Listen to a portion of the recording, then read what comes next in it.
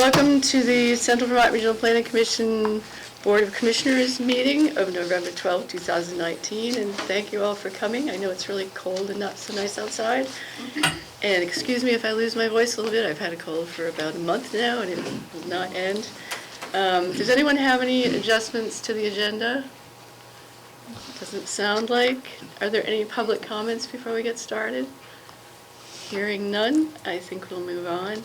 Our first speaker is not here, so... Do we have our quorum? Yes. Oh, introduction. Oh, I'm sorry. We go around the room and introduce ourselves usually at the beginning of each meeting. I'm Laura Hill-Eubanks, Chair of the Regional Planning Commission. Bonnie Waninger, staff. Don LaHaye, Waitsfield. Julie Potter, East Montpelier. Michael Gray, Woodbury. Jerry D'Amico, Roxbury. Derek Torrey, Moortown. Byron Out, Woodbury Town. Amy Hornblast, Cabot. Paula Emery, Plainfield alternate. I'm Lisa Maxwell. I'm the new Executive Director for the Montpelier Development Corporation. So I'm interested in the Housing Summit. I think there's being planned. So I'm all about planning and excited to hear what you're doing and involved in. Robin Shunk, Marshfield. Jenna Shatney, Berry City. Nancy Shepard, staff. And Steve Lotspeech from Waterbury. Thank you very much. So I think what we're going to do is move up the items on the agenda because I don't think we have our speaker yet. And that would bring us to the bylaw amendment. And Julie Potter was going to lead us through that discussion.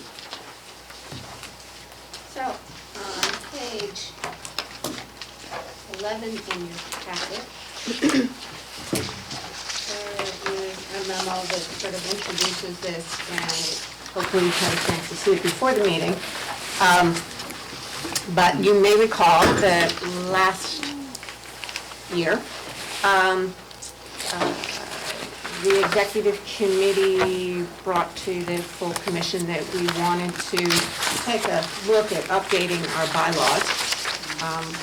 The executive committee was regularly running up into some problems with trying to sort out the guidance for how to get commissioners and alternates engaged, who could serve on what committees, how did they get appointed to committees, when did they get appointed to committees. And there were a number of other issues that had cropped up too that perhaps were not quite as urgent, but were definitely things that could be improved upon. So we put together a working group which consisted of Steve Lotspeech and Rich Turner and myself, and we went through and we took a look at our bylaws, our current existing bylaws. We looked at bylaws from the other RPCs.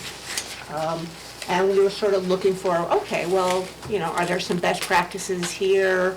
Are there some missed opportunities? You know, are there different ways that we could perhaps organize our bylaws to make it easier for us to use them?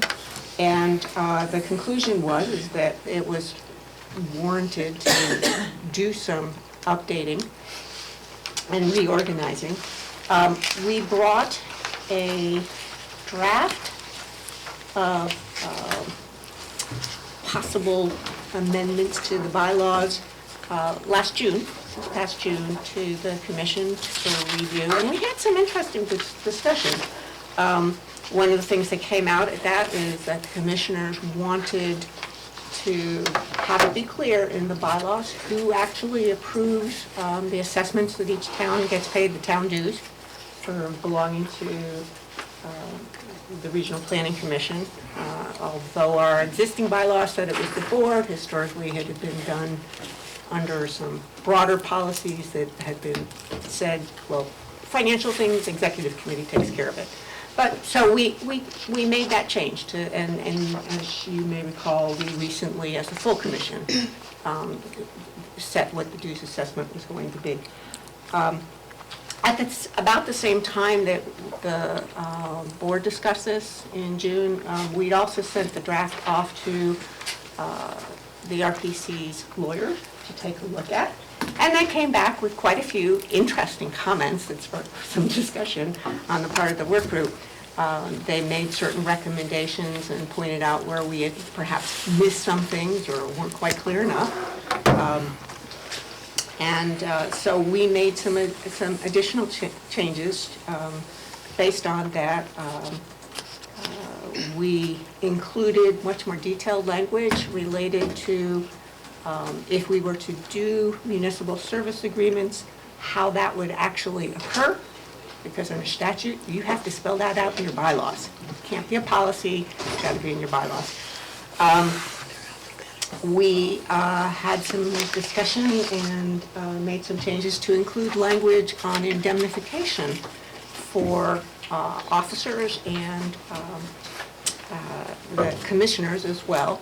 Now, it's not particularly likely that any of us is going to get sued over something we're doing as part of our job here, but the lawyers did have a point. And we looked into what they said and why they said it and had some discussion with them about that. And ultimately decided to put in some language that talks about that.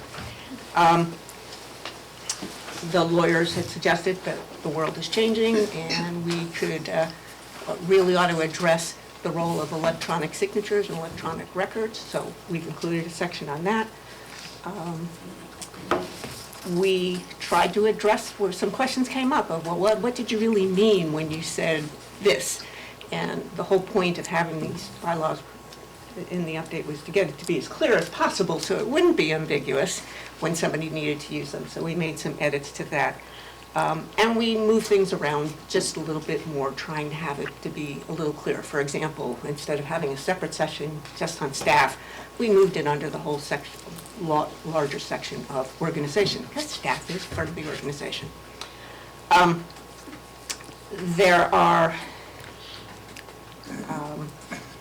So those are the changes since the last time we brought the bylaw updates to the full board for consideration. And I guess where we are at this point is executive committee has looked at this, agreed that it's time to bring it to the board for consideration. We have a few options. One is, after we have some discussion, we could decide that we don't want to do this. That's an option. But the requested is to either place the proposed bylaws amendments on the agenda at our next meeting, or if we want to make some amendment to this language and then put it on the agenda for a vote. Our current bylaws does require that it's a two-step process to do this, so that's why it's a little complicated. But I'm hoping that the outcome will be that we decide that we approve putting the bylaw amendment on our next meeting, or some version of the bylaw amendment on our meeting on the agenda for our next meeting. And at that point, if there's questions that somebody has about the amendments, what things mean, what they say, why we made some of the decisions we made, I'd be happy to answer those. Does anyone have questions or comments on the bylaws? Is everyone happy with the bylaws? We are happy with the bylaws. I guess in that case, if someone would like to make a motion to put them on the December commission agenda for adoption, that would be the next step. So moved. I think Jerry had it first. Do you want to? Makes no difference either way. Do we have a second? I'll second. So we have a motion by Jerry and a second by Steve to place the proposed bylaws amendment on the December commission agenda for an adoption vote. All those in favor, please signify by saying aye. Aye. All those opposed?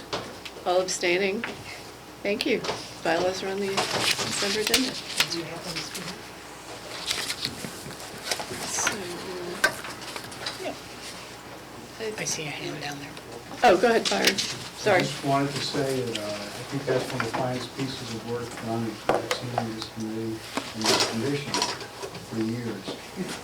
And it's not a surprising thing to the people that are involved in it, but this is a really fine piece of work. That's right. Thank you very much, Julia, and the rest of the committee. It is a very nice document, I have to say. Well, I'm hoping if we use it, we'll find that it does what it was intended to do. That's right. You never do until it's in place. I think our speaker is here. I'm waiting to hear from. Yes. It's the second speaker. Second speaker. Oh, okay.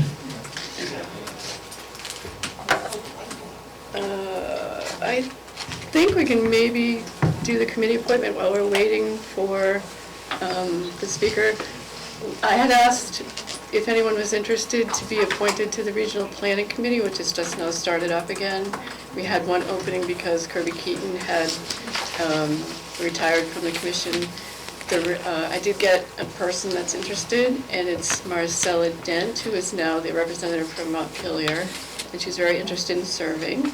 And she couldn't be here tonight because the Planning Commission meeting got moved to tonight, but she's happy to accept if you are happy to nominate her and move the election forward. Julie? I'd like to nominate Marcella Dent, our commissioner from Montpelier, to join the Regional Planning Committee. I'll second. We have a motion from Julia to nominate Marcella Dent from Montpelier, a second from Dara. Any more discussion or questions? All those in favor, please say aye. Aye. All those opposed? All abstaining? Thank you very much. Marcella is now on the Regional Planning Committee. And I think we're waiting just a minute to set up for a speaker. So very quickly, our speakers are Ericka Reil, and did I say that correctly? You did. And Nate Besio. Besio. Close. That's what I get for phonetically doing it. From the Vermont Center for Independent Living. And the Center for Independent Living does a lot of trainings about inclusion and ensuring that as you do your public engagement in your communities and as the commission does it, that we think about older adults, people with disabilities. So I asked tonight if they were kind enough to adapt their training for our time frame and to talk as we think about an aging population. I think more and more we're going to see increased needs in our public engagement. To think about how do we adapt what we're doing in a way that better serves the population. And we could be doing that now. It turns out people age all the time. Who knew, right? So it seemed timely to bring it as we've talked a lot about that population curve that's starting to happen that we're a part of. So Ericka and Nate, would you like to? Sure, thank you. Thank you for having us. Just to tell you a little bit about ourselves really quick. My name is Nathan Besio. I am what you call a peer advocate coordinator, and I work and I manage our Burlington office. So a lot of the work that I do is working with people with disabilities individually, helping them basically know their rights, basically know interpretations of the ADA, or maybe if they need to find funding, or they need to find sources, or maybe need to make a reasonable accommodations request, that I help them with that. But I also do a lot of presentations with Ericka, and I work with a lot of municipalities and businesses to help them also understand, make sure they consider people with disabilities in the community, in business practices, and basically the way they operate. So. And I'm Ericka Reil. Just to let y'all know, I am a Vermonter. I was raised by somebody from the South, so I do say y'all and all y'all. If I'm not loud enough, please let me know. I do get louder. So like Nate, I work for the Center for Independent Living. I work out of Montpelier. I am a person with a disability. Unlike Nate, I was born with my disability. I've been working for the center for 16 years. The center primarily works, actually all works with people with disabilities, and we are run by people with disabilities. So when you call the center, you are also talking to a person with a disability. We are cross-disability, which means that we work with all disabilities, including people that are deaf or hard of hearing. And we also work, like Nate does, I work training municipality stores. I work actually throughout the country training like this. I actually live in Barrie, so I'm very close to home. Usually I'm in Burlington, so I'm actually excited that I didn't have to drive tonight. Made me travel. I was like, Nate, you're coming to my neck of the woods. So, I just wanted to touch upon the one thing you said in a presentation. Does people know what the approximate stat of how many people have disabilities? 1 in 4. So it's viewed that 1 in 4 people have some sort of disability. So if you go by that notion, it is the biggest minority in the United States. so welcome. You are here to learn. So this is a safe environment. Nate and I always make our training safe. Ask us whatever you want. We are not talking heads. Nate and I have heard it all. We've been called it all. We've been showered it all. You know, use whatever language you feel comfortable with. We might correct you. That's fine. This is learning. You are learning how to talk to people with disabilities. Some people, this might be your first experience. Other people, you might have people in your family that have disabilities. We're used to it. But we're a learning environment. So if you have questions, pop up your hand. If you don't feel comfortable, ask us offline. That's fine. We're here to teach. One word we're going to bring up a lot is the word assumptions.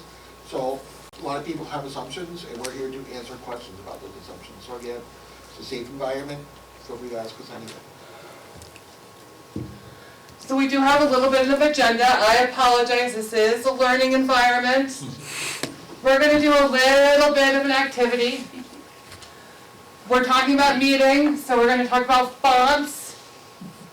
We're going to talk about flyers, do's and don'ts. Meeting planning, assumptions, and questions y'all might have. So let's start with an activity, Nate. So when you're thinking of a meeting and you're putting down a meeting room or you're getting together with some people, what are some of the things you might have to think about to make it accessible? Little exercise here. Shout out anything. Stairs. Stairs. So if there are stairs in the building, what's something you might need to do? Find an alternate means for somebody to get to a different floor. Anything else? Door widths. Door width is definitely something to keep in mind. Yeah, definitely. What about some other things? Anything else? Space between tables, space around, like the way the tables are spaced, layout. Mhm. I know, for example, in our town meeting, we always test the wheelchair lift before, because oftentimes they're not in use very often, and if you don't Right. test it, people can get locked out of a meeting. I have experienced that sometimes. It's not very fun. Yeah. What about anything else? What about audio and visually? Anybody? Having an interpreter if someone is visually impaired or has other issues. We have a deaf interpreter, two actually at our town meeting, because we have a resident who needs that to understand the meeting. I recently set up a meeting in a space and it echoed. And so Yes. someone had a hard time hearing. And as all of you know who have been to meetings in our office, when the server gears up, it's nearly impossible to hear one another. And that is actually one of the big things that people tend to overlook, because you want to have things in a big, wide open meeting or space, and the echo, it can affect a lot of people.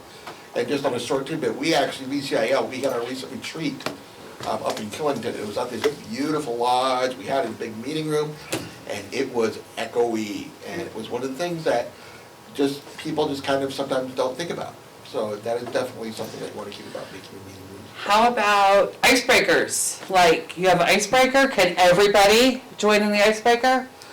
I walk into a meeting, people don't think, well, she can stand, she can talk, she can walk, but can she also participate in icebreaker? She doesn't look like she has a disability. So can everybody participate in icebreakers? There was a recent icebreaker where everybody was doing a thumbs up, thumbs down. Not everybody had their hands. so they couldn't participate in thumbs up, thumbs down. There are also some people who are blind or have visual problems who really couldn't see what the thumbs up, thumbs down was. So what's an icebreaker? I'm sorry. Icebreaker, this is an icebreaker, an activity. Oh, okay. Yeah, So a lot of meetings are icebreakers where people want to participate and get going and do common, open up and have a common cause and common discussion. so another thing you might want to look at is parking. Is there plenty of accessible parking? Bathrooms. Is it shoveled, the pathway? Yes. Is it icy, especially in Vermont? If there are announcements going out, you might want to ask, again, requesting interpreters. Make sure you make that clear, or give people a way to contact, so that they are aware of, they have a place to request. Yeah, we're gonna go into this a little bit more, but those are just your basic. How would you word that on a flyer, from what you just said?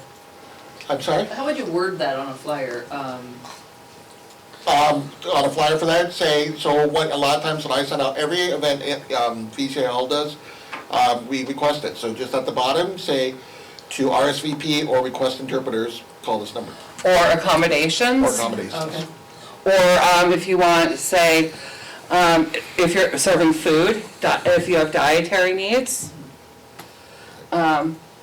just any accommodations, or just put, if you have questions, contact Nate. Just having a simple contact is great. I will say that for things like the interpreters and for certain things, it's best to give people a deadline, only because, you might want to reserve people and make sure everything is reserved, so it is helpful to have a deadline, for your sake. So, we're gonna talk about fonts. Everybody know what a font is? We're all good? Okay, I just my thumbs up, I'm assuming everybody can participate. Alright. Oops. So here's meeting space checklist, sorry, missed that slide. Nate, you're supposed to keep me on Back task. it up. Yeah, so this is all the stuff we were discussing about, these are some items, so a lot of times you do have a meeting, it is good to have a meeting checklist, which is an item that we can have, just a list of this little checklists that you can put together. And I'm just trying to see if there's anything else that we didn't come up with. Oh, we didn't put the GPS location. I live by my GPS. By that, I'm sorry, do you mean the 911 address? Yes. Because Nate, tell them how you found this building. I use my trusty GPS, so we typed in, so even just the address, just making sure you have the actual physical address so people can type it into their phone or type it into the GPS. Because we actually found out there are how many Chamber of Commerce around here? Yeah, there were like 3 chambers of commerce. There's another chamber of commerce here in Barry that I was kind of wondering about, so. And also signage to where the meeting is. Big thing. So fonts. Fonts matter, people. And as you can tell, this is like my favorite slide in the whole world. So as you can see, you have to be very clear about fonts. Fonts mean a lot to people. And they always do your intent. If you have the cutie, you'll always be mine. You'll always be mine. Or just plain, you'll always be mine. So, especially when it comes to people with disabilities, sometimes people with visual disabilities, they can't always see, there's a shadow, there's something going on.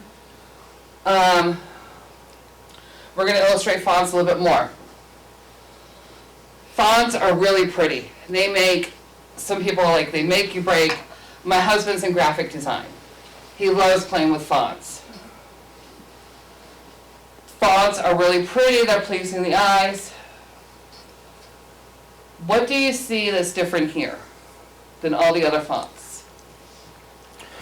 The little lines coming off of, tabs coming off of each letter and each line and each letter. Yeah, and what does that do? What does this do? It's harder to focus on the letters. Absolutely. And this one down here, Yeah, there's none of that extra stuff. and this brings your attention here. This is what they call a serif font. This is New Roman times. can you see this over here? Okay. This is our go-to font when it comes to accessibility. There's no shadow, there's really no bold, and it draws your attention there. So when people are looking at that, it brings your attention, there's no shadowing, people can see it, they don't really have to have a magnifier, your eyes are drawn to it, people can focus. The other issue is also squiggly lines, you know, they have the cute little Ys and things like that. A lot of times it's hard for people with visual disabilities to differentiate. Yeah. What'd you call that font at the bottom? This is Verdana. Verdana. And this is what they call a sans serif, and this is a serif. Sans is just a funky way of saying no serif, according to my husband, who's one of those. For all of you as well, I don't know if you've noticed the world around you, but we're all transitioning to those fonts. This was another reason why, but in the world of posting digitally, the serifs make it harder to read on a pixelated screen. And so if you've noticed, a lot of advertising has gone to these kinds of fonts as well. Yeah.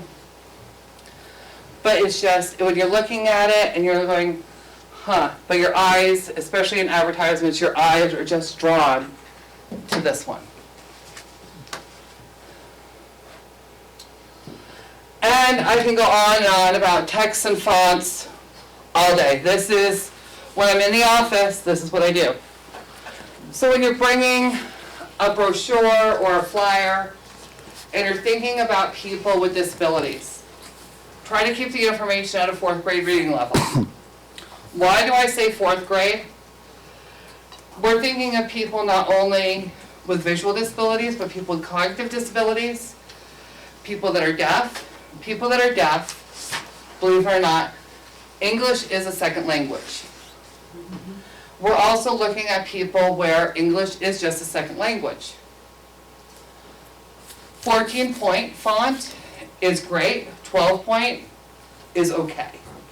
This is actually for everything. I emphasize people, even when you're sending emails, to try to use a Verdana print at a 14 font. Even just general communications with people, it's just a good practice to have.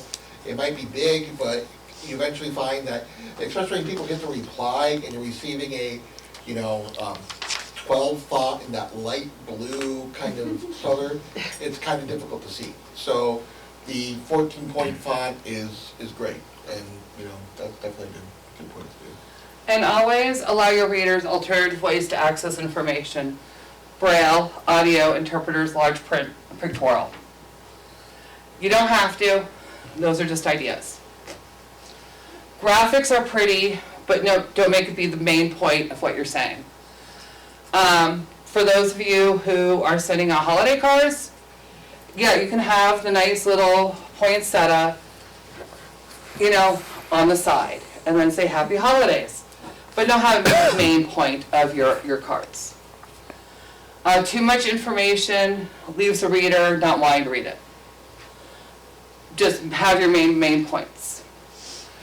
And don't feel that you have to make tiny font to fill all the words. I recently was doing a thing for Berry City Police, and they felt that they had a legal size paper and they had to fill the entire sheet with information. And after reading 2 paragraphs, I gave up. I'm like, no, this is too much information. Nobody's going to read this. Yes, all of these points are very valid. I see why you're doing this. But nobody's going to read this. This is a town report. It should be in the town report, not on your program. And a lot of people feel about that in announcements as well, is you need to provide all sorts of information. It goes back to the 4th grade reading level and, making sure it's really only keep the essentials, and any graphics you want to keep away. So they see the graphic, maybe the nice tree or whatever, and then the information. So going on, here is an example of an announcement that we found. It has very cool graphics, a lot of information. What can people say about this? Distracting. It's a lot.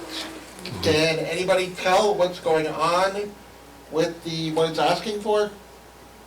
Well, it's got a list of do's and don'ts, is the point. There's some issues here. Yeah, It doesn't have a date. The color choices, like the yellow on the orange, is also, makes it hard for any of the text anyway. What about the graphics in the back of the print? Right. Yeah. Is that really? Yeah, it's very distracting. So there's a lot going on here. There's way too much information. There's graphics where they shouldn't be. This is a no-no. Oh, and also note the different types of print, very different types. And they're really hard to read. Yeah. So let's go to our yes, yes? It's good. Ooh, look at that pretty. So, here's our yes, yes. Garage sale. Here's our date, Saturday. Time. GPS. Call. Okay, I don't usually put my personal contact number, but Mr. Eric did. And he put an email address. Yay, Mr. Eric. Okay, he's more daring than I am. But still, it's, not a lot of information, There's a graphic, it's not the main point. He's saying the time. Still, I get this, not a lot of information, I can call if I need more. Simple, to the point. I'm going to look at that and say, hey, there's a garage sale, I'm going to go. On the recycling day, I might go because I recycle, but I'm probably going to leave that.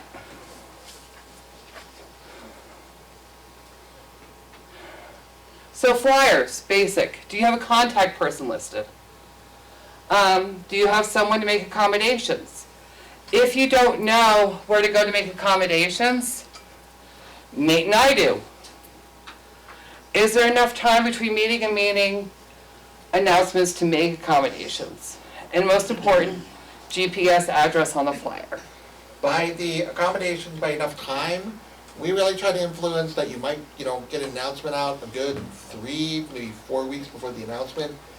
Just so people have time, for those people who need the accommodations, they have time to make it. That's not saying though, I know in my case when I send out announcements, I try to send out the same announcement like once a week, because there are people who see it a month ahead of time, go, whoa, I want to go to that, and then forget. So it is more just putting that in that person's head.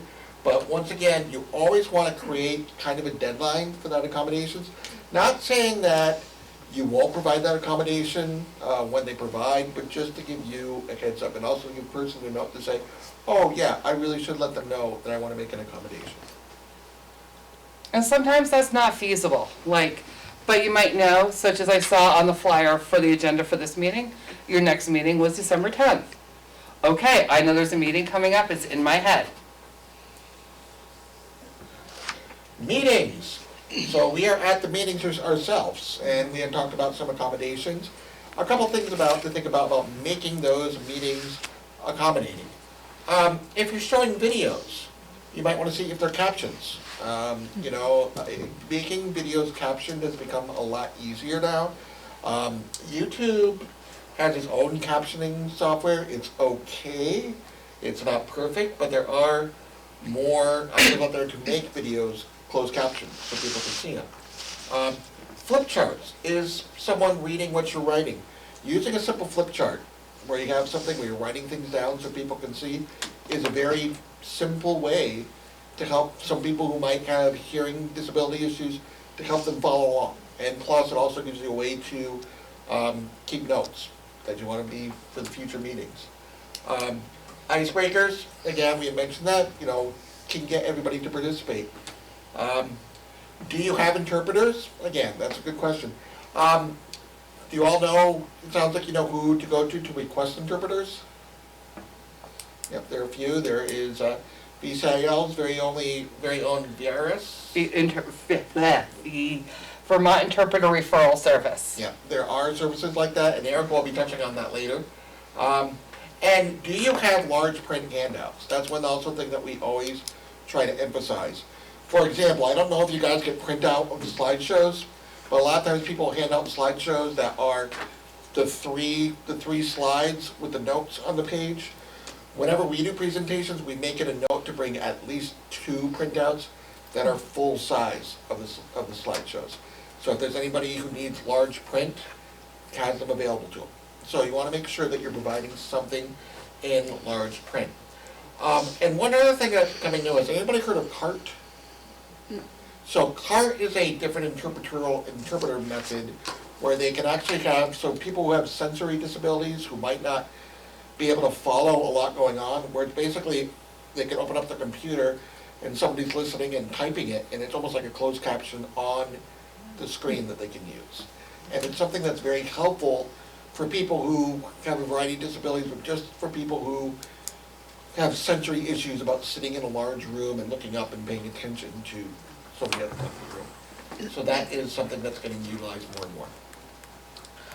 And just so you know, CART is not a free service, but they are making it a free service through 711, which is a free telephone service. So it's slowly becoming a free service. Not yet. We're getting there. We're going through a lot of information. Is there any questions thus far? Everybody's absorbing. Well, what is 711? I love the number 7, so tell me about it. So, sure. I'm going to geek out for a minute if that's okay.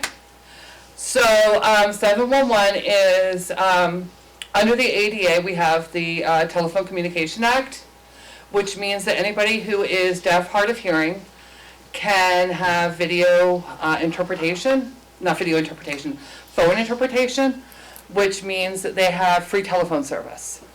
So somebody who's deaf or hard of hearing can pick up the phone, call a video relay person, and 711, and then call an operator, and the operator will then call a hearing person and then interpret everything the person's saying. It's 711. Yeah, sounds great. This is, I have my head, I geek out about law all the time. This is what I do. But it's called 711. And then there's 411 and 211. Don't get 911. Anyway. Oh, we did that one? Assumptions, Nate. So, if Ericka and I enter a meeting space, which one are you going to think has a disability? That's right. So we make a lot of assumptions. We make assumptions that disabilities are, you can see them, but a lot of disabilities are hidden. And so, you know, it's even sometimes when you see somebody parking in one of the accessible parking spaces, they get out of the car and they go, oh, what are they doing there? They don't have a disability, how dare they, you know? You don't know that. They could have a heart issue, they could have epilepsy. So one thing to make note is that all disabilities are different. Don't assume the same things work for everybody. Don't assume that just because another guy's in a wheelchair and I'm in a wheelchair, that we need the same things. You know, there might be some slightly similar disabilities, but not all disabilities are the same, and there might be different levels of which people can do. So one of the things that Nate and I get a lot of is, Nate and I are both married, not to each other, we have everyone's spouses, but that our spouses are caregivers. The other thing Nate and I get is when we walk down the street together, is that I'm his caregiver. That's a big assumption. We're coworkers, we're friends, we're the same age. Another big assumption is that people with disabilities are on benefits. Nate and I work full-time. We have full-time jobs. And another big assumption is that we can't live alone, or we can't take the bus, or we can't go to meetings, or we can't go to school. These are big assumptions. People find out that I have a physical disability, my IQ drops. People find out that Nate has hard of hearing, they automatically start yelling at him. Another thing a lot of people make assumptions about are, again, going back to my wife, they always thought that my wife and I are together before I got injured. I met my wife way after I got injured. We married each other, fell in love while I was in a wheelchair. A lot of people assume because I'm in a wheelchair that I'm not intelligent. It's just something that people assume. I have a master's degree, but I can't tell you how many people have come up to me and said like, "How are you today?"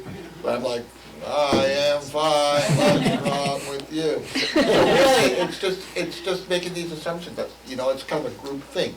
Everybody is different. One thing I want to make assumption is that a person with a mobility aid wants to sit where you made room for them. So I have a wheelchair, but I also have a hearing disability. So I like to sit near the front. But a lot of times you go into places, somebody's moved that seat and it's in the very back. So, and if you remember the old school movie theaters where they they still have them, where they're down the aisle, I will drive my chair down, park right on the alley, and I will recline, and I'll be like, I'm sitting here. And people say like, you're a fire hazard. I'm like, what do you think, I'm gonna stay here while there's a fire? No. I'll be moving, I'll be getting out, just like everybody else. So it's an assumption. And the last thing is, don't assume everybody likes to be touched. There are certain people with disabilities who, they, make their space. Other assumptions people make about us? Anybody else know any assumptions? Go ahead. May I ask a question? Go ahead. I would typically, when I greet someone, a presenter, I'd reach out and shake their hand. Would I shake your hand? Yes, actually, I like that just fine. And a lot of times, one thing I'm into, I actually try to make it a point to go out and shake people's hands. And the reaction is pretty interesting, because a lot of times, it's more hook to hand, but a lot of times people will grab my forearm, or people will put my hands on my shoulder. But absolutely, absolutely. And that's actually one thing I do. I try to make it a point to shake people's hands. These might not look like hands, but I view these as my hands. I write with them, I type with them, I eat with them. I have other stuff that I actually drive. I drive an adaptive van with them. So, yes, that's actually something Thank you. do. Yeah. One question we get a lot is, when I see, I'm going to phrase this as somebody who's asking a question, but one question we get a lot is, when I see somebody with a disability struggling, do I ask them for help? Absolutely. If a person with a disability, you see them struggling, or see me struggling, I want you to ask me for help, just like you would a friend. If I say no, I'm saying no, I don't need your assistance. If I say yes, please help me, but let me guide you of how I need help. My body might not work like yours, but I know what I need. I might be struggling with my jacket, but it takes me a little bit longer than you to put my jacket on. The important thing is to ask and say, may I help you? And one story I always like to tell is, when it comes to me and opening doors. I had, learned a long time ago that there's an automatic door everywhere. I understood that, but certain doors need to be open. So what I did was I told myself, not everybody is going to be around. I am going to teach myself how to open a door. And so I went in, I figured out a system, I grab the handle, I take the door, I throw it open, I swing my chair, I bang my chair there, I hold it open. It is loud, it is violent, but I did it, and I am very happy I did it. There'll be times where I will be going into a building, and I will be opening up the door, and I'll be looking in, I'll be going through this motion, and there'll be people across the street literally running, going, "No, let's get the door for you." And it's like, thinking they just automatically grab it, and it's like, it's okay, I got it, it's okay. So, and again, it's nobody wanting to be bad or anything, they're wanting to do helpful, but, unless, ask for help, say, can I help you with this door? The important thing is to ask. And then there's other times where we're walking together, and he's banging on the door, and I'm sitting there going, "Dude, you done yet?" And people are looking at me like I'm the evil person. I'm like, he's just doing his thing. So she'll be standing there waiting for me to do it, and they'll be like, "What's your problem?" It's like, you can get it. My wife does this all the time, by the way. Like, she loves it. She'll be looking in there, and she's like, "Leave him alone, he'll get it," I make him take out the garbage. But basically, the main thing is, we're people. We're doing our thing. We're going to work. We're watching our TV. Nate and I are 40. We grew up on MTV. We're out there doing our thing. A lot of really bad pop culture references between us. Oops. By the way. Yeah, sorry. So people that are deaf, I'm going to touch on this for a little bit because this is my thing. I have a lot of deaf friends. We all know American Sign Language, right? Everybody raise your hand. One. Oh, know it? No, sorry, I know what it is. I thought You know what it is. Yeah. We can all speak it. About it. Okay. So if somebody is deaf and walks in the building, you can all communicate, right? Wrong. You can. And I'm going to teach you in like 5 minutes how. So I'm going to teach you a little bit about deaf culture, and I'm going to teach you how to speak to somebody who's deaf. So in deaf culture, you know how you're sitting here, you have your bubble, nobody penetrates your bubble, right? In deaf culture, that's gone. Gone. So what you do, is it okay if I tap on your Go shoulder? ahead, yeah, sure. So to get your attention, tap on a shoulder. That's how people get attention in deaf culture. Because you can't go, Nate, come here! Nate can't hear me. Directional hand signals. Left, right, I'm going to get that wrong because I don't know my directional hand signals. But just remember, American Sign Language is not English. There is no me, there's no I, this is English. Nodding, when somebody's deaf and they're nodding, that just means they're looking at you, you're talking, I'm acknowledging you're talking, I don't understand a word you're saying. Sometimes somebody who's deaf doesn't always use American Sign Language. Do not need to be led by the hand. If I grab somebody who's deaf and I grab them by the hand, I'm just going to pull them over. Do not yell at somebody who's deaf unless they're hard of hearing and ask you to. Because sometimes Nate, who has cochlear implants, I need to yell at him. Or he may be mad and I need to yell at him. Question. Yeah. What does this mean? I see this symbol, I'm wondering. That's deaf. That means deaf? That means American Sign Language, that means signing. Okay. Or the other sign is this is I can't hear, I can't speak. Oops, I went the wrong way again. So, this is how you communicate with somebody who's deaf. Use a paper and pen for short communication. We're not talking a novella. We're not talking, War and Peace. We're talking short yes and no questions. Talk directly to the person, not the interpreter. The interpreter is not there. They're not talking, even though you hear voices. Nate is talking to me. He's signing to me. The way we view it, is an interpreter, is just like a wheelchair. They are an assistive device. If you're getting an interpreter for somebody, you sometimes ask the deaf person, who do they want for an interpreter? Because sometimes they have a rapport with interpreters. Vermont is a very small city. And so the deaf community is very small. So sometimes they have a rapport with them. Understand it might take time to schedule an interpreter. We don't have a large interpreter community. Phone and video interpretation are okay, but not the best. Because again, Vermont is small, we do not have broadband everywhere. And there is sometimes a lapse, and sometimes we get the spinning wheel of death, and the blue screen of death. But never, ever, and I always repeat this no matter who I'm talking to, have a child interpret for an adult. Unless it's an emergency. That's just a no-no. And one thing people, when it comes to video interpreting, is people don't realize is that sign language is actually a very 3D type thing. There's a lot of movement and gestures, which a lot of times on a screen can't really be interpreted right. So you see a lot more about places moving to the video interpreters. Hospitals are doing it somewhat. They've gotten some trouble with that. But again, if you have an interpreter on there and all of a sudden you have a slow Wi-Fi connection, you have a hard time reading that.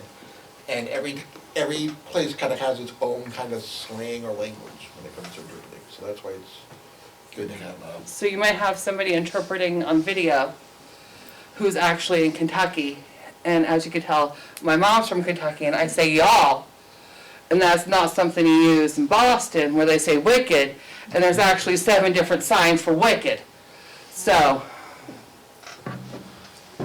Any questions? Don't ask me to do all the signs for Wicked, please. All right, people using mobility devices. I use a mobility device, as you can see. I use a wheelchair. There are a lot of different types of wheelchairs out there, shapes, sizes. I've totally lost count.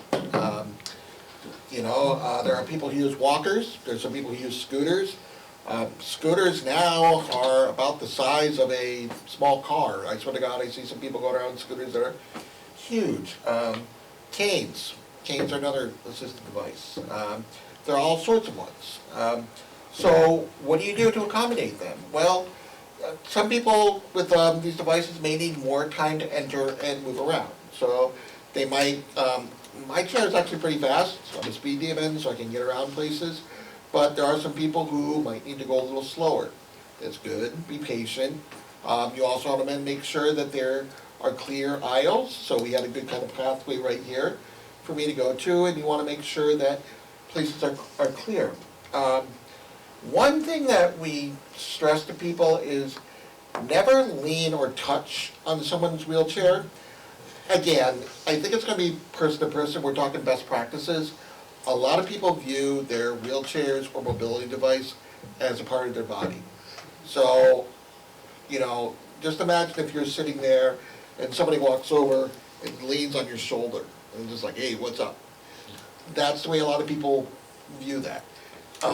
If somebody in a wheelchair you think needs help being pushed, just don't get behind them and push them. Ask, say, may I push you? A lot of times when talking to someone in a wheelchair, if it's an extended conversation, it'd be good to sit down and be at eye level. For a lot of people, looking up and having a conversation, it makes it awkward for both parties, and it can be a little bit intimidating for the person in the wheelchair. Now coming on to safety for yourselves. Never do anything you're not comfortable, but never feel necessary to carry or pick up or help transfer somebody in a mobility device. It's not safe for you, it's not safe for them. If somebody comes in, let them know, we can help, but, my chair has 2 car batteries in it. Without me in it, it's about 250 pounds. And I am not gonna tell you what it weighs with me in it. So, it can be pretty heavy. So, just be accommodating, help move things out of the way, but don't feel the need to have to help the person transfer out of their chair, picking them up. It's all about safety. You are also not required to do so if they come to a meeting. But also, Nate, can you turn your chair off for a minute? A lot of chairs nowadays are very specialized, Nate's chair's not, but if I leaned on his chair and accidentally moved it, I could break it. Or I'll go flying into a corner, I'll go flying into stuff. That's, it's pretty, common sense stuff, but it is stuff to think about. And again, just ask people. There might be, so one thing I notice in these things is there's certain tables. If you look underneath the tables, a lot of these tables have things that come down underneath them, which makes them pretty low. So you may want to think about getting a little slightly raised desk or table so somebody in a wheelchair can sit under. And just a little hack, 2x4s under the legs, raises the table. Yep, that's one thing. Just get some wood, and if somebody comes up there, you can just stack it and raise the table if necessary. Not every wheelchair is the same. ADA has a certain standards, which they view as quote-unquote universal standards, but there are chairs that are wider, longer, and it's okay if, it's okay that maybe some of those chairs won't fit in there, but you need to just keep that in mind, that not everybody is going to fit that cookie cutter, size for mobility devices. I just have a comment about that. I work in a lot of nursing homes, and a lot of them now have tables that you can actually raise or lower to accommodate the height that a person is in a wheelchair. Those tables are awesome. Yeah, you're seeing more and more of them, which is great. Which is more great. And actually, we're starting to see that some restaurants, which is great. All right, see if I can do this. So when referring to somebody with a disability, you've heard Nate and I refer to ourselves as disabilities. We are a person first, absolutely. A lot of people with disabilities might refer to themselves as handicapped or special needs. At our center and with us, we practice best practice. Until you know what a person refers to themselves as, we're people with disabilities. We don't call ourselves impaired at all. For us, that's a doctor's term. Impaired implies there's something wrong with us. We don't believe there's something wrong with us. A handicap, you see those on signs everywhere. That's a federal term. That's what the feds call us, handicap. But we believe we call ourselves people with disabilities, and we're okay with that. But but we are people, number one, and we're disabled second. Nate is a person who's a chair user. I'm a person with a physical disability. What about the term differing abilities as opposed to disabilities? What are your thoughts on that? We actually don't like that term. Okay. Mhm. To put it extremely blunt, we actually had a conversation about this in our office today, ironically. For us, that is just, I'm going to be very extremely blunt, if you don't mind. No, I'm asked the question and the answer. Yeah. We actually find that it's very, making us feel very childlike, and it's not our words, it's somebody putting words upon us. And we don't know who had the committee meeting, who gave us the word, who said it was okay to call us people with disabilities, but it's almost like taking our power back and saying that it's okay to be disabled. And for us, disability is a power word. Just you know, it's, the terminology is such a tricky thing, because I think you're gonna meet some people who say they like that term. I think if you're looking at best practices, again, it's people first. For me, you know, differently able, I mean, there was a term called about like I'm handy capable. It's just, it's almost, I wanna say pandering. I don't wanna say that, it's like, you know, you're not disabled, you're just differently able. And it just, again, like you said, in my opinion, it's almost try too hard to do things. So there might be some people who prefer that term, but I think in terms of best practices, it's using that people first language and a disability. If you look at it, disability means you're not able to do something. I'm a person with a disability. I can't walk. That doesn't mean I can't do anything. It's just a real cut and dry term, you know, and again, it's just something that's cut and dry. It's to the point, and you could try to dress up things all you want. You know, some of the reasons why handicapped, you know, some of the things about handicap, which was the norm for a while, is when you think of the term handicap, you're thinking about golf. You know, you're golfing the golf, it's par, which is normal. Handicap is less than normal, is when you think about it. You know, if you think about golf, 4 strokes is par. If you hit more than a certain number of strokes in golf, and you throw a lot of sports terminology out there, you have a 3-stroke handicap. That means you're less than normal, is what it is. So that's one of the reasons why a lot of the terminology like handicap has grown out of favor. You know, that's some things, but our organization does not like differently able, but you know, it's for those reasons. What does person first language mean? Is that It's basically just putting the person first. It's basically just putting the person before the label. name? Person's name? No, just say I'm a person with a disability. So it's just saying like, who's that, like Nate is a person with a disability, or Nate is a person who uses a wheelchair. So you know, I have a disability, but I'm a person first. So you're a person who just happens to have a disability. I'm not an old person, old being the first word to use. I'm a person who is aging. So we're just also talking about in general terms. If you're saying, you know, people with disabilities are welcome, you want to make sure that people first is being welcome. Yeah.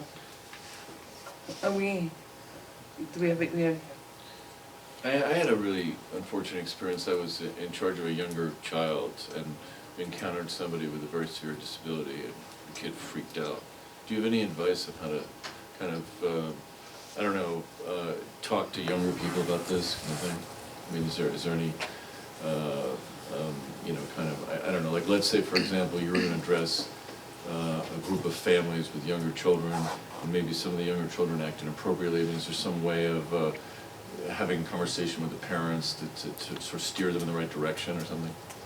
Well, I mean, you want to start right, let's say that? Oh, so I'm just trying to follow, so like the child freaked out because of the person with a disability? Yeah, they were scared. They hadn't encountered somebody who had a artificial arm actually, and it just scared them. Yeah, so what we usually encourage with the parent or the guardian is for, like, we have children that come in our office all the time, and we have people who use walkers and wheelchairs and white canes. And we usually encourage children to, you know, at their own pace, to ask questions and explore. And like Nate did, turn off his wheelchair and let the child explore his chair. Absolutely. So what people always say is, and I think you'll notice, you see a lot of times when people bring their kids into a room and they'll see me, they'll be like, kids are looking at me and they'll be like, don't stare, don't stare. I love it when kids stare. I am like, behold! And because kids are only afraid because they don't know. They're afraid of what they don't know. And the way you say, how do you get people to be less afraid? Well, getting to be less afraid is through education and is through having them understand.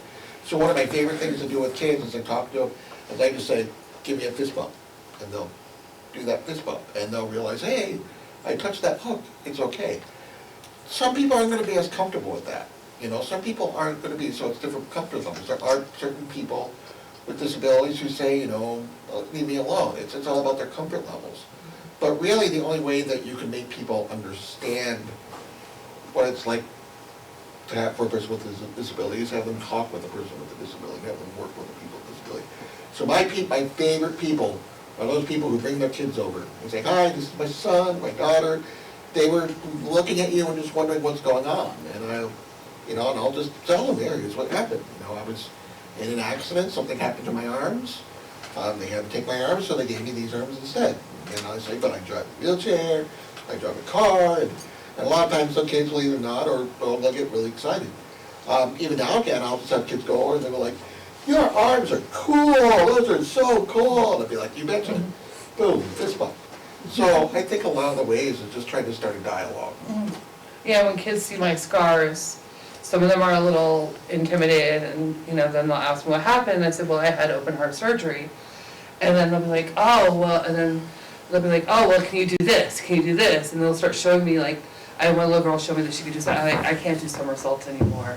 And then she'll be like, oh, can you do this? I'll be like, no, but I can bend my thumb in really funky ways. And she's like, oh, that's awesome. But it's just having the parents and guardians, not say, don't ask questions, ask us questions. We want questions.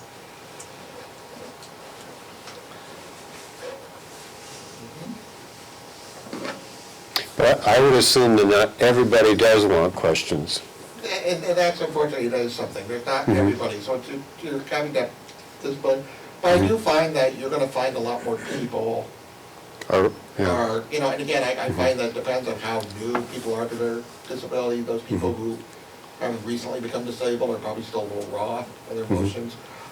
I've had a disability since I was 14 years old. I'm 42 years, I'm 43 right now, so, do the math. I'm fine with it. I've had my time to adjust to it. But unfortunately, there are going to be some people who might not be as okay with that. And then you have the opposite, which is my son who grew up around wheelchair users who thinks all wheelchairs are toys. Yeah. So, that you have that problem. You actually have dogs like that. So my dog, my dog grew up with it. One of the first things we did when we got my dog was we got her to be really comfortable on my lap, so she'd jump up on my laps and we give her treats, so she associates being on laps. So now it goes him every time she sees somebody in a wheelchair, she's jumping on their lap. And some people love it, and some people are like, oh. Big dog? Big dog? What's that? Big dog? No, I don't know, 15 pounds, So, just some reminders.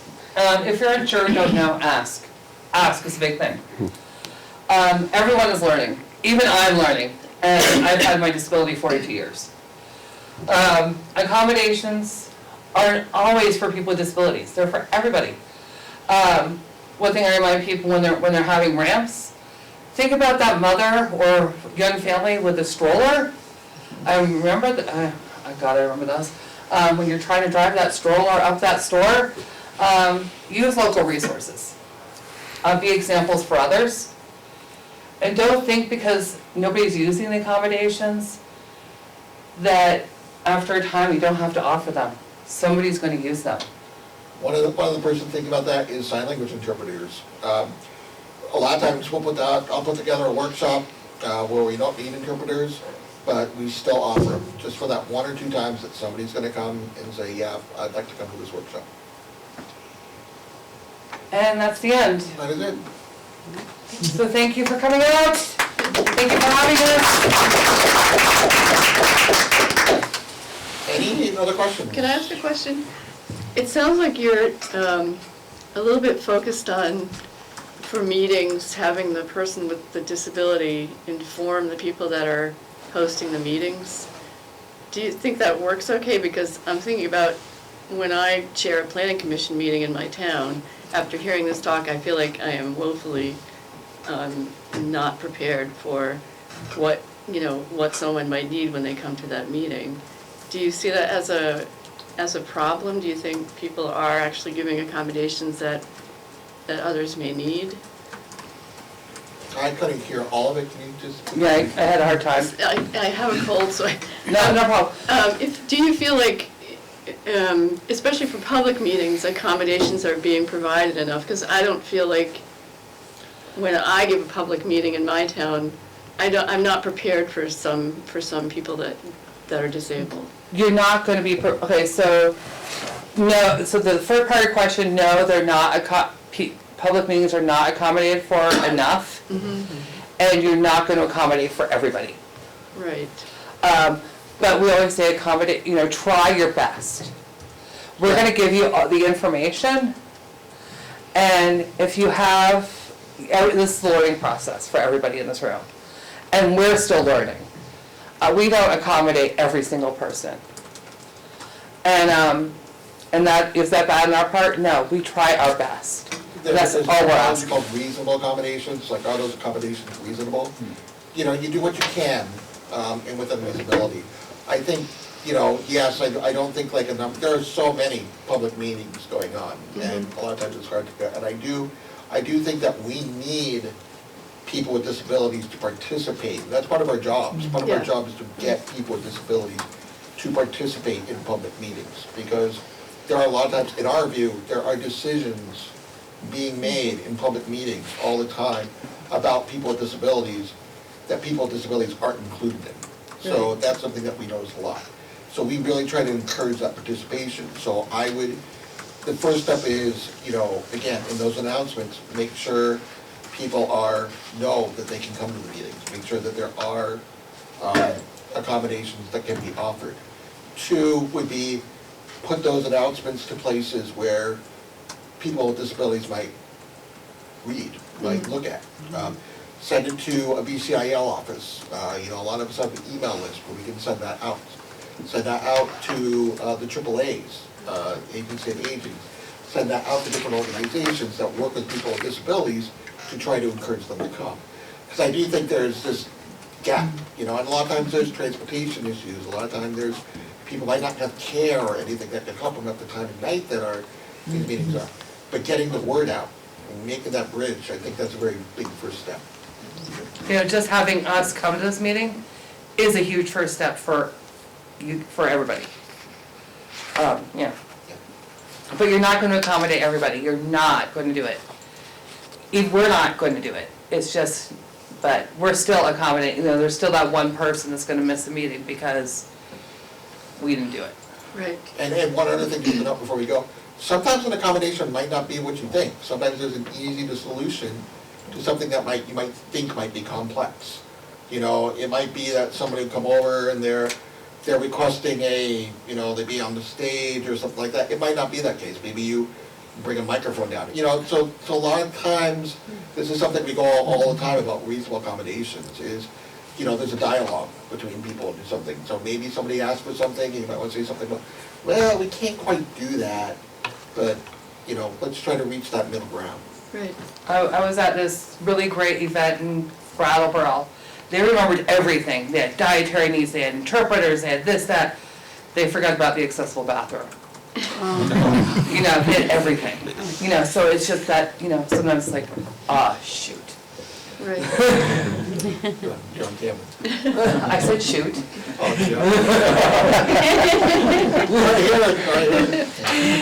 Well, thank you very much. That was amazingly informative. Thank you. Yeah, thank you. And for commissioners, part of the commission, part of our policies, we accept federal funds. So beyond just basic human connection, we have something called a Title VI plan, which is including people who aren't generally included in planning in our programs and projects. And so we're starting to talk about, you know, we did the checklist, right? We have the policy, there are certain things we do, but as a staff, we're going to begin talking about what do we really do beyond the basic.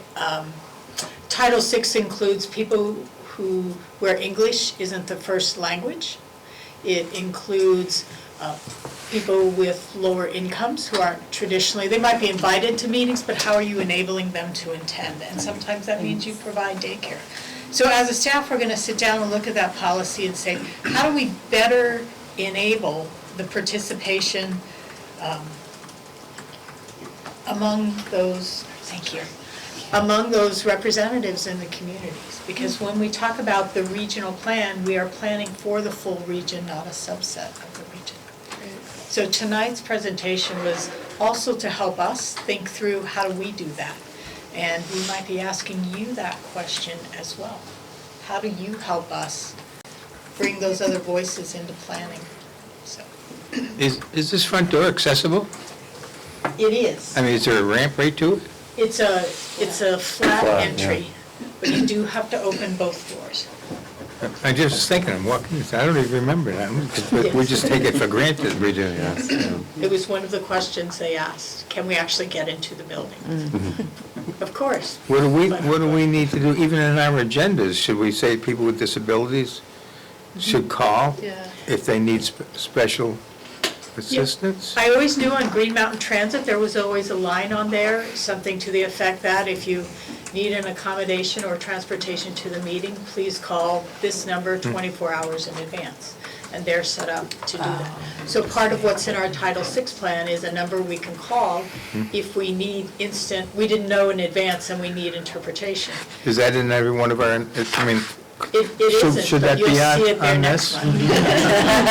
And part of what I went to, well, we'll talk about in staff reports, but I went to a conference on Thursday and Friday that was Vermont's vision for a multicultural future.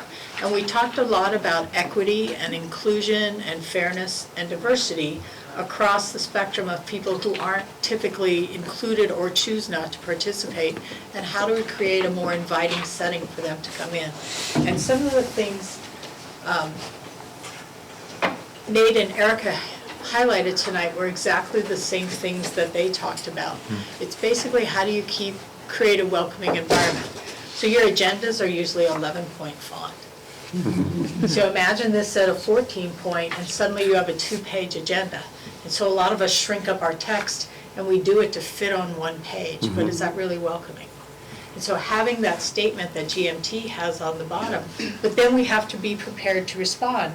If someone But calls now you get too 24 much information and no one's going to read it. Right. Smaller agendas. That's your pocket might be a representative of that sometimes. So there are ways to do it, and so over the next year, we'd like to think more about how do we do this? How do we make it more welcoming? Because we're aging, right, appropriately so, but also because there are people who aren't showing up at the table and we want them to show up. People that are aging. People that are aging like us, yes. All people that are aging, no matter what their age is. You mentioned that GMT's got something that says, if, you know, let us know 24 hours in advance if you need some kind of accommodation. But I sort of wonder that for certain populations, whether that actually is indeed enough time. And what I'm thinking of is whether you need a sign language interpreter, or whether you need somebody who can translate, be an interpreter for translating to English. Given that there's not that many locally, you may need to actually know further in advance to do that. And depending on the kind of meeting you have, sign language interpreters, when I learned this years ago, I taught at a school that had a deaf, National Technical Institute for the Deaf was part of the university I was teaching at, and I had some deaf students. But one of the things I learned is sign language interpreters are prone to getting carpal tunnel problems, and they can't interpret for more than 2 hours at a time. If you've got an all-day meeting, you're gonna need more than one. Or even town meeting. And yeah. who knew? But that's one of the things I had to learn. Right, and that's what you learn. And there is actually, in our Title VI plan, there is there's a placard, I'll say, that V-Trans gave us, because they are the agency that helps all the RPCs develop these plans. And in about 32 different languages, it basically asks, please point to the language you need us to interpret. And then this is your last choice, but you can dial an interpretation, a number, and they provide the interpretive services, and you tell them which picture the person chose. And they try and link you up with that. But that's not something you dial at the moment, because their folks may not be on call. And I think Nate and Ericka pointed out that dialects are different, words you use are different. So if you get someone in California, the words they use may not be appropriate to the person who's in Vermont or is of fill-in-the-blank heritage and a refugee who came to one of your meetings.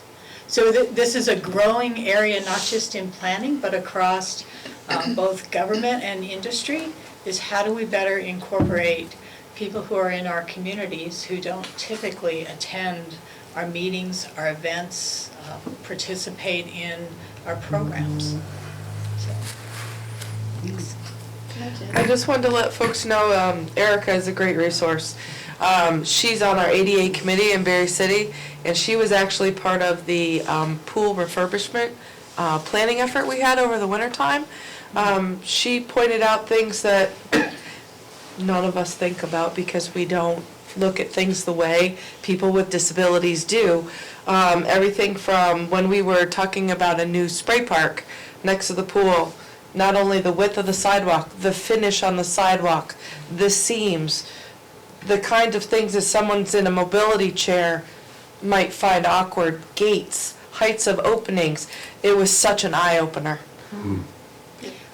Such an eye-opener. At one point in my life, I participated on a grant review committee for the Land and Water Conservation Fund, and they fund outdoor recreation. These are federal funds for outdoor recreation projects that come to the state of Vermont.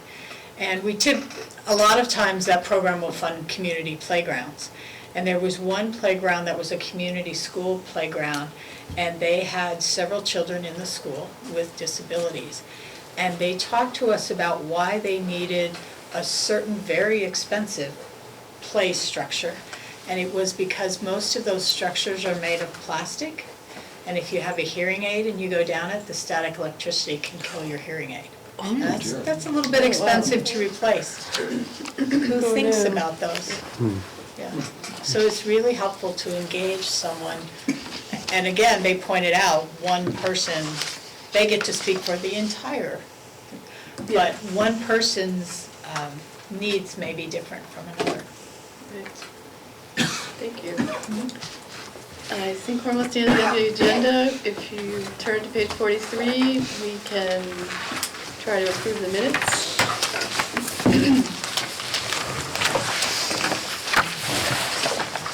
Anyone have any corrections or questions or comments on the minutes from the last meeting?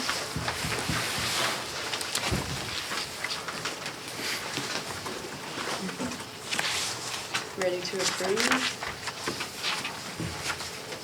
I'll make a motion. Graham makes a motion to approve the minutes. Do we have a second? Oh, Amy's Amy seconds. Sorry. Any further discussion? All those in favor, please say aye. Aye. All those opposed, all abstaining, the minutes are approved. Thank you. And at 47, we're on to reports. I can't hear or talk, so I don't have any idea if anyone can hear me. I apologize. Thank you. Is there anything you want to call our attention to? I just want to highlight that we do have a new planner, Grace Vincent, who started last week. She had planned to be here tonight and got hit with whatever flu bug This one? malady is going around right now. The name again? Grace Vincent. Grace? Grace, Okay. yes. She has about 5 years of experience. On page 52 of the packet, we highlighted some of her qualifications, but just briefly, she's a certified floodplain manager, which is great. That gives us 3 on staff. Claire and Pam are as well. She interned for V-Trans as a legislative intern and at Efficiency Vermont. And for the past 3 or 4 years, 5 years, she's been working at a private firm here in Montpelier who works with state and federal agencies when they do public engagement. And so an example related to the National Environmental Policy Act. So for instance, there's a federal rule change and they always accept public comment. Her firm would read through all those comments and categorize them and evaluate them for the agency and suggest ways that they might be able to address those comments in their rulemaking. So that's one of their ways. She was also, for the state of Vermont, in that private capacity, she was project manager for their Vermont Green Business Program. So that will work well with our new energy implementation grant and working with businesses on, or with municipalities doing energy implementation. So she's got a lot of the pieces of the puzzle, even though she has not necessarily worked in the governmental arena in the past few years. So we're excited to have her on board. Sounds excellent. So you will see her at, more than likely next month at the meeting. Great. Do you have anything else you want to talk about before we adjourn? I do apologize, I'm not sure what happened with our first speaker. We confirmed 2 weeks ago, so I assume something came up. I did get a confirmation today. Will that person, or that report be presented next? The community health needs assessment, I'll invite her back and we'll figure out when. I brought the town health officer. I'm sorry, thank you. It's okay, but I just. All right. So somewhere there, we will bring her back when her schedule and your schedule match. Feed them some pizza at least. Pizza. Disability, learning about That's right, disability. yeah. Every person with disabilities is good too. Yeah, it's really amazing. All right, I guess we are ready to adjourn. Don makes a motion to adjourn. Do we have a second? Second. Second by Steve. All those in favor say aye. Aye. All those opposed, all those abstaining, thank you. Thank you. Thank you, Laura.